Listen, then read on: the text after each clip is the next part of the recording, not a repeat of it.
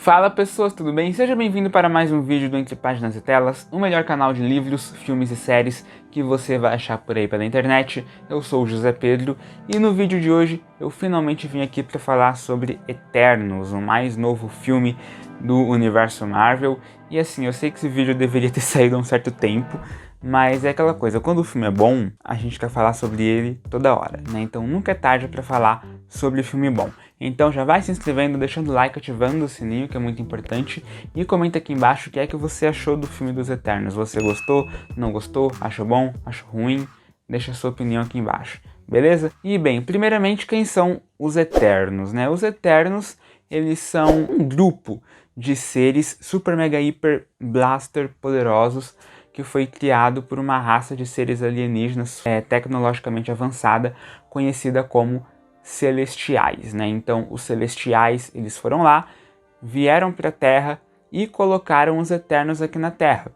E primeiramente, né, até onde a gente sabe ali no começo do filme, os Eternos, eles foram colocados aqui na Terra pelos Celestiais por duas razões primordiais. A primeira delas era para proteger a raça humana e fazer com que a raça humana se desenvolvesse. E a segunda missão dos Eternos aqui na Terra era combater os Deviantes, que é um grupo de seres que também foi criado pelos Celestiais, mas que, diferente dos Eternos, os Deviantes, eles são seres selvagens, monstruosos, agressivos, que viviam atacando a raça humana. Então, a função dos Eternos também era combater e caçar os Deviantes. E assim, esse filme, ele é um filme bastante diferente daquilo que a gente está acostumado a ver no universo Marvel. Por quê? Ele é um filme que tem algumas coisas bastante diferentes, que vão desde a escolha dos atores, onde a gente tem atores que eu, na minha opinião, nunca imaginei ver em um filme da Marvel, como é o caso da Angelina Jolie.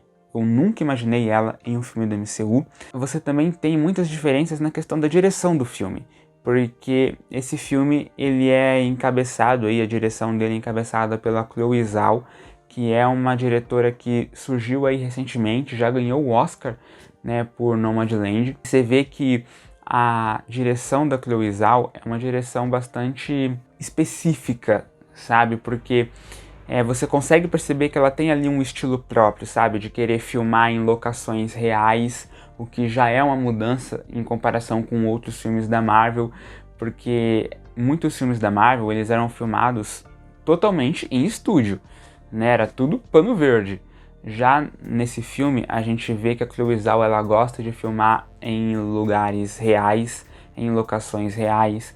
A gente também consegue ver que a Chloe Zhao, ela gosta, né, de pegar tomadas bem grandes, assim, né, bastante contemplativas. Então, assim, isso já é uma coisa um pouco diferente do que a gente está acostumado a ver nos outros filmes da Marvel. E a própria temática do filme, eu diria, é uma temática diferente. A forma como determinados temas, determinados assuntos são explorados é uma coisa que me surpreendeu muito, né? Na verdade, eu acho que a palavra que define esse filme, pelo menos para mim, é surpresa. Foi uma surpresa enorme e uma surpresa muito boa, porque as críticas ao redor desse filme, elas eram muito divisivas. Você tinha pessoas que diziam que o filme era muito bom, você tinha pessoas que diziam que o filme era mais ou menos, e você tinha pessoas que diziam que o filme era muito ruim. Então você não conseguia saber ao certo se o filme ele era realmente bom ou não, porque estava tudo muito nublado. E quando eu vi o filme, eu acabei assim me surpreendendo bastante, sabe? Então,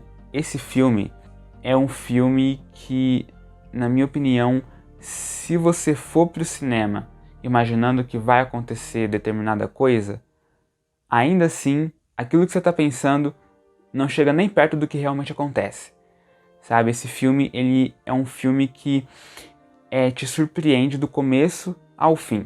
Primeiro porque logo de início você percebe que a Jaque, que era a líder dos Eternos, ela foi assassinada. Isso pra mim já é uma quebra de ruptura total, porque se ela é a líder dos Eternos, ela deveria ficar viva o filme inteiro, não morrer logo no começo, entende? E então quando eu vi o filme e eu vi que logo no começo a líder dos Eternos tinha morrido, eu já fiquei, meu amigo, pra onde que esse filme vai? Ainda assim, conforme o tempo foi passando, eu fui vendo o filme, eu fui me acostumando com os personagens, teve um determinado momento, que é quando a gente descobre a verdadeira identidade, vamos dizer assim, do Icaris, ou do Ikaris, que também me quebrou completamente, porque o Ikaris, ele era um personagem que eu imaginava tudo, menos que ele seria o Judas do grupo, né? Eu imaginava que ele ia ser, sei lá, o novo líder, ou que ele ia ajudar a Cersei a derrotar os Celestiais. Eu até imaginava que ele iria se sacrificar pelos Eternos no fim do filme, mas eu nunca imaginei que ele seria um traidor. Meu Deus. Então isso daí já é um outro momento de quebra muito significativo no filme que me chocou bastante. E uma outra questão também que me chocou muito foi a questão dos Celestiais na Terra. Porque eu achei que os Celestiais, eles eram como se fosse, sei lá, os portugueses nas grandes navegações, sabe? Que eles vão indo de planeta em planeta e eles vão colonizando esses planetas, vão fazendo experimentos, coisas do tipo. E assim, não que eles não sejam isso, mas quando eles apresentaram todo aquele plot do Tiamut, que a Terra era meio que um ovo que estava chocando um celestial que ia nascer e não sei o que, isso me surpreendeu muito, não no quesito de tipo, tá, ok, é um ser gigante que vai destruir a Terra. Isso já aconteceu inúmeras vezes em inúmeros filmes, mas a forma como eles trabalham todo esse conflito do nascimento do celestial é muito boa. Sabe? Porque ao mesmo tempo em que o nascimento do Celestial destruiria a Terra, isso também proporcionaria que bilhões de vidas fossem criadas, porque esse Celestial ele iria colonizar outros mundos e iria fazer com que outros mundos florescessem, da mesma forma como a Terra floresceu. Só que para que isso acontecesse, a Terra teria que ser destruída e milhões de pessoas teriam que morrer. Ou seja, para que bilhões de pessoas nasçam, outras bilhões precisam morrer. E a forma como isso é trabalhado no filme é de uma coisa assim que eu nunca esperava ver em um filme da Marvel, entendeu? O conflito desse filme é um conflito realmente palpável, que você consegue olhar e pensar, putz, se eu tivesse no lugar deles, eu também não saberia o que fazer. É diferente do que a gente vê em alguns filmes, onde o conflito é meio raso, e aí você fica, meu amigo, se você fizesse isso, você já resolveria tudo numa tacada só. Aqui não. Aqui o conflito do filme realmente é um conflito realmente é um conflito complexo. É um conflito que você consegue entender por que acontece e você também consegue entender a reação dos personagens. Inclusive, os personagens desse filme são personagens assim muito bons, muito bem trabalhados, e isso era uma coisa muito difícil de ser feita, porque os Eternos, eles são ao todo 10, se não me engano, né? Então você tem meio que 10 personagens principais, vamos colocar assim. É aquela coisa, quanto mais personagens você tem, mais difícil fica de você trabalhar todos de uma maneira coerente. Porém, eu acho que esse filme, ele consegue trabalhar muito bem os personagens, sabe? E nesse quesito, ele me lembrou muito Guerra Civil, porque Guerra Civil é um filme onde você tem diversos personagens, só que ainda assim, cada personagem tem o seu tempinho de tela. Alguns mais, alguns menos, mas ele consegue trabalhar bem todos os personagens que ele apresenta. Então, por exemplo, o Gilgamesh é um personagem que eu adorei, a Athena é uma personagem que eu adorei, a Makkari, o Druid. Nossa, o Druid, gente, é um dos melhores personagens do filme. É um dos personagens que eu mais gostei. Eu até esperava um pouco mais dele no final, mas ainda assim eu amei ele, toda aquela questão dele, né? Porque o poder dele é o poder de controlar mentes, né? Então chega uma hora em que ele olha e pensa, putz, o nosso dever era proteger a humanidade. Só que assim, se eu tenho o poder de controlar mentes, então por que é que eu não controlo a mente das pessoas para acabar com as guerras, por exemplo? Inclusive, toda essa questão né, de por que os Eternos não se envolveram em momentos como Segunda Guerra Mundial, por que eles não se envolveram quando Thanos destruiu o universo. Tudo isso é bem explicado, né? Na verdade é uma explicação meio óbvia, só que é aquela coisa, nem tudo tem que ser surpreendente, tá, gente? Às vezes o óbvio também funciona, né? Então quando o Jon Snow lá pergunta pra Cersei por que eles não interferiram quando Thanos destruiu o mundo, ela vira e fala: olha, meu querido, a nossa missão aqui era proteger os humanos dos deviantes, entendeu? Então a gente só pode interferir quando tem deviantes envolvidos. No caso do Thanos, não tinha, então a gente não se envolveu. Da mesma forma que na Segunda Guerra, não tinha deviantes envolvidos, então eles não se envolveram. Inclusive, toda essa questão, né, de se envolver ou não em conflitos humanos também é uma questão muito interessante, porque eles são seres super mega hiper poderosos. Eles têm poder para acabar com guerras, se eles quiserem. Só que ainda assim, eles não podem interferir, porque de acordo com as ordens que eles recebem lá dos Celestiais, eles só podem interferir em conflitos que envolvam deviantes. Então, em muitos momentos, eles são obrigados a ver a humanidade se autodestruir e eles não podem fazer absolutamente nada. Como foi o caso da Segunda Guerra lá, que tem aquela cena de Hiroshima, onde o Phastos ele vê toda a cidade destruída. É uma cena belíssima, eu gostei muito. Aliás, o personagem do Phastos é um personagem que eu adorei, né? É um personagem que tem umas tiradas cômicas muito boas. Na verdade, esse filme, quando se trata de comédia, ele é um filme muito feliz, sabe? Eu acho que as piadas elas são muito pontuais. A maioria delas funciona muito bem. Talvez tenha uma ou outra ali que seja um pouco fora de time, mas enfim.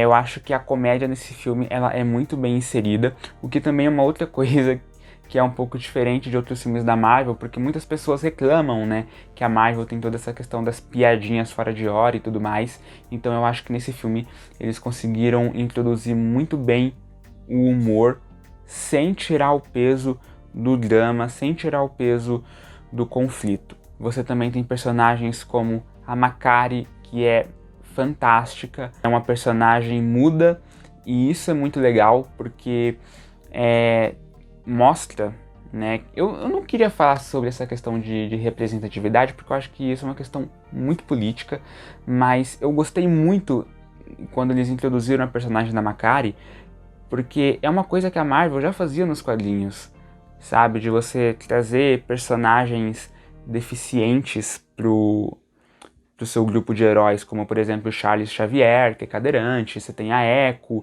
que se não me engano é surda, você tem o Cavaleiro da Lua, lembrei, que tem toda aquela questão de múltiplas personalidades, se não me engano.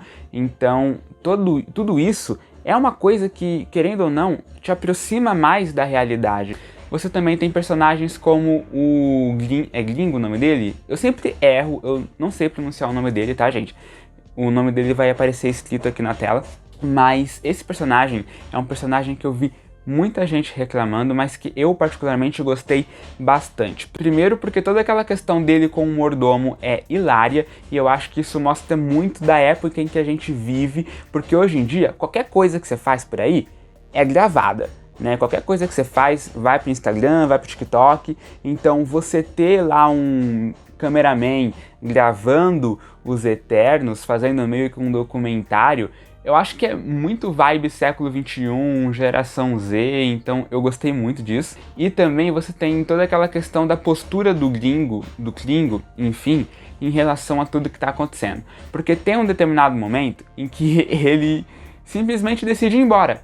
Ele fala, eu não quero lutar contra o Ikaris, também não quero lutar com o resto dos Eternos, eu não quero desafiar os Celestiais, então o que eu vou fazer? Eu vou embora, vou viver minha vida.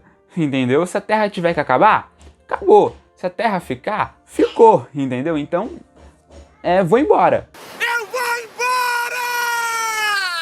Sabe, ele foi o isentão. Ele foi literalmente o maior exemplo de isentão que já teve no universo Marvel. E por mais que algumas pessoas reclamem disso, tipo, poxa, o mundo tá acabando e o maluco vai dar uma de isentão, eu gostei, sabe? Porque eu acho que se eu tivesse no lugar dele, talvez eu tivesse feito a mesma coisa. A decisão dele de ir embora foi uma decisão completamente compreensível dentro do que estava sendo proposto. Então, quando eu vejo isso, eu sempre tento lembrar de conflitos como a Segunda Guerra, por exemplo. Você tinha países que apoiavam o eixo, você tinha países que apoiavam os aliados, e você tinha países que permaneceram neutros. Sabe? Então assim, o mundo tava literalmente acabando, bombas atômicas sendo jogadas aí no mundo, né? E ainda assim você tinha países que permaneciam neutros, sabe? Então eu acho que o caso do Klingo foi mais ou menos a mesma coisa. Ele viu que o mundo tava acabando, só que ele também viu que ele não tinha um lado específico do qual ficar, porque os argumentos do Ikaris eram muito convincentes, da mesma forma que os argumentos da Cersei e do resto dos Eternos também eram muito convincentes. Então ele olhou e falou, quer saber? Vou embora. Eu vou embora! E ele foi. E aproveitando que eu tô falando aqui sobre os Eternos, é impossível falar desse filme sem falar da Duende. Gente, a Duende, sério, toda a história dela é fantástica. Você consegue entender muito bem o drama da personagem e é uma coisa que assim, ao mesmo tempo, você olha e você fala, putz, mano, é fantástico.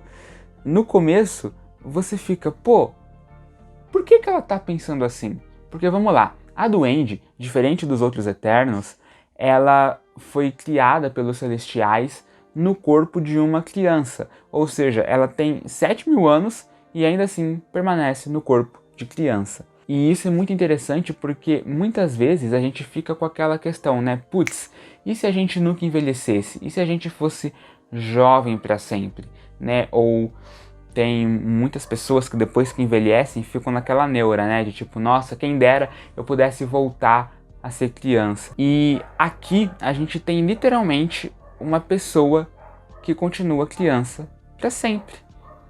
Uma pessoa que é criança a vida inteira. E quando a gente pensa sobre isso, a gente fala, putz, nossa, que legal, né? Ser criança a vida inteira deve ser muito louco, deve ser muito da hora. Você não crescer, não envelhecer, tal, pá. Só que quando você passa a entender o drama da personagem, você percebe que ser criança a vida inteira talvez não seja uma coisa tão legal assim. Porque os outros Eternos, eles também não envelhecem, porém, eles foram criados em corpos de adulto. Então, eles podem fazer coisas que a Duende não pode, sabe? Então, os outros Eternos, eles podem, sei lá, namorar, como a Cersei faz lá com o Jon Snow. Eles podem ir pra festa sozinhos, eles podem sair sozinhos pra onde eles quiserem. Eles podem formar uma família, né? Já a Duende, ela não pode, ela não tem essa oportunidade. Ela não pode namorar, ela não pode ir pra festas sozinha, ela nunca vai ter essa experiência de ser desejada por alguém, porque ela sempre vai ser vista como uma criança, entendeu? Então, quando você entende todo o drama dela, é uma coisa que, na minha opinião, me tocou muito. Porque algumas pessoas podem olhar e podem pensar, poxa, ela tá reclamando, como assim? Ela é criança pra sempre. Tipo, que menina mimada, ela tá fazendo todo esse dramalhão todo porque ela quer ser humana, porque ela quer crescer. Só que quando você para pensar sobre isso, você vê que todo esse dramalhão que ela faz é completamente compreensível, sabe? E isso também é uma questão muito filosófica, se você for parar pra pensar, porque você tem uma personagem que é semidivina praticamente, querendo ser humana, querendo viver uma vida normal, querendo ter uma família, querendo, sei lá, talvez casar, ter filhos, entende? Então aquela cena final, quando a Cersei vira pra ela e fala, olha, eu tenho aqui um pouco de energia, se você quiser eu posso te transformar em humana, você quer? Ela fala, putz, mano, eu quero muito isso. Aí a Cersei ainda vira, a Cersei, né, ela vira pra Duende e fala, se eu te transformar em humana, você vai morrer. Tem certeza que você realmente quer ser humana? Aí ela vira pra Cersei e fala, ok, tudo bem, sabe? Não tem problema se eu vou morrer depois. Eu acho que todo esse arco dramático da Duende, até o paralelo que eles fazem ali, né, com Peter Pan, ela ser apaixonada pelo Ikaris e tudo mais, eu adorei, é demais, é fantástico. Eu acho que o arco da Duende é um dos melhores que eu já vi em um filme do MCU. E também a gente tem a Cersei, né? E por que eu deixei ela por último? Porque ela é a personagem principal, vamos dizer assim, né? Dentro dos Eternos ela é a principal, só que ela é a eterna que eu menos gostei. Isso não significa que eu detestei a personagem, mas assim, são tantos personagens bons envolvidos que eu acabo me identificando mais com eles e não consegui me identificar tanto assim com ela. Eu não consegui ver a personagem como sendo uma personagem tão carismática quanto a Duende, por exemplo, ou quanto a Makkari, ou quanto Fastos, enfim. Eu não consegui desenvolver essa coisa eu não consegui me interessar pelo carisma da personagem, sabe? De novo, isso não significa que ela seja ruim, mas eu acho que é uma coisa mais pessoal minha, que não gostei tanto da personagem da Cersei do que necessariamente da personagem ser ruim. Eu acho que a personagem dela é boa, mas eu não curti, sabe? Eu curti mais os outros do que ela. Mais ou menos. Eu já ia me esquecer. Faltou falar sobre os deviantes, né? E essa é uma questão, talvez, que eu tenha ficado com certas ressalvas quando eu vi o filme. Por quê? O filme, ele tem vários conflitos para resolver. Você tem o conflito dos Eternos contra os próprios Eternos, você tem o conflito dos Eternos com os Celestiais e você tem o conflito dos Eternos com os Deviantes. Então, acaba que eles trabalham muito bem o conflito dos Eternos entre si, que eles têm entre si. Eles trabalham muito bem o conflito dos Eternos com os Celestiais, na minha opinião. E o conflito dos Eternos com os Deviantes acaba ficando ali um pouquinho de lado, sabe? Então, eu acho que esse filme, se ele não tivesse os Deviantes, sabe? Se os Deviantes não existissem no filme, ainda assim ele seria um filme muito bom. Então eu acho que esse filme é um filme que não precisava ter os Deviantes. Ok que precisava, porque faz parte, né, do universo, dos quadrinhos e tudo mais, mas se não tivesse os Deviantes, ainda assim o filme seria fantástico, continuaria bom. Então eu acho que essa questão do conflito dos Eternos com os Deviantes não ficou assim tão bem desenvolvida quanto poderia ter sido. Eu acho que se eles tivessem ficado somente com o conflito dos Eternos entre si, dos Eternos com os Celestiais, já seria o suficiente para eu amar o filme. E uma outra coisa também, para ressaltar aqui, né, as conclusões finais já, o vídeo já tá acabando, mas uma coisa que eu gostei muito nesse filme é como ele trabalha tudo o que aconteceu no universo Marvel. Porque isso é uma coisa que eu particularmente tinha medo e ainda tenho dessa nova fase da Marvel, porque essa nova fase da Marvel ela vai ser muito mais grandiosa do que a primeira. Isso por um lado é bom, mas por outro lado também é ruim, porque eles podem acabar, de certa forma, tirando a importância do que aconteceu antes, como foi o caso da série do Loki. Porque no final da série do Loki a gente descobre que tudo o que aconteceu, basicamente, foi meio que premeditado pelo aquele que permanece, né? Ele mesmo diz, né? O Thanos, os Vingadores, tudo fui eu, sabe? Eu tava controlando e manipulando tudo o tempo inteiro. E isso, na minha opinião, é uma coisa que me incomoda, porque eu acho que tira o peso de muitas coisas que aconteceram. Porque, por exemplo, o Thanos vencendo os Vingadores em Guerra Infinita. Quando você vê Guerra Infinita e você vê o Thanos vencendo, você fala, poxa, o Thanos venceu porque ele é top, ele venceu porque ele é poderoso, porque ele é forte, sabe? Ele venceu por mérito, porque ele mereceu. Agora, quando você vai na série do Loki e você vê que não é bem assim, que o Thanos venceu os Vingadores, era uma coisa que já estava meio que premeditada, você fica, então o Thanos ele não venceu porque ele mereceu, ele não venceu porque ele era top, ele venceu porque era o destino dele vencer. Da mesma forma que quando os Vingadores vencem o Thanos em Ultimato, você fala, mano, os Vingadores venceram, eles são tops, eles são os heróis mais poderosos do universo, eles venceram o Thanos, cara. Só que quando você chega na série do Loki e descobre que tudo já era meio que premeditado, né, pelo aquele que permanece, você fica, então peraí, os Vingadores, eles não venceram o Thanos porque eles eram poderosos ou porque eles mereceram vencer. Eles venceram o Thanos porque era o destino deles vencer, sabe? Então eu acho que isso tira um pouco do peso de determinadas coisas.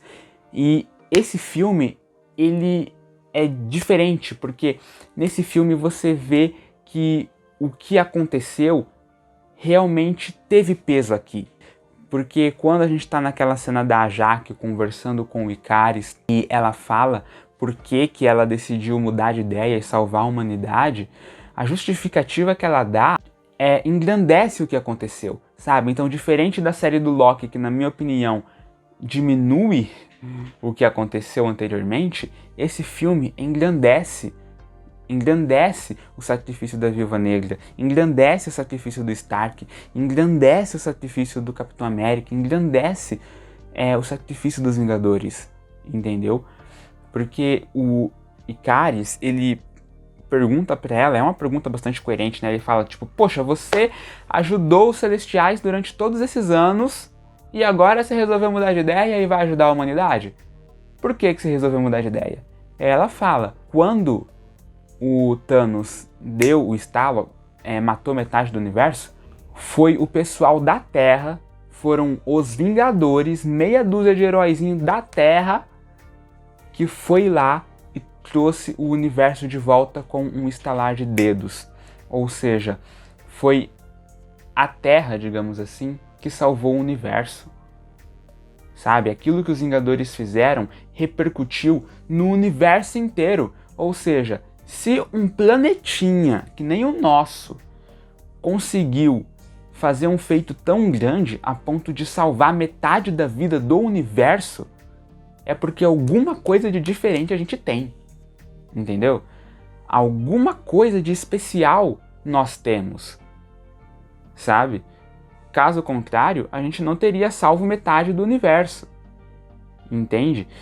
Então, toda essa questão dela olhar para a Terra e falar, poxa, tem algo de especial aqui, entendeu? Eles poderiam ter desistido, mas eles foram lá, eles lutaram, se sacrificaram e venceram, eles conseguiram, entende? Então toda essa questão de você olhar pra Terra e falar, putz, mano, a humanidade é top, entendeu?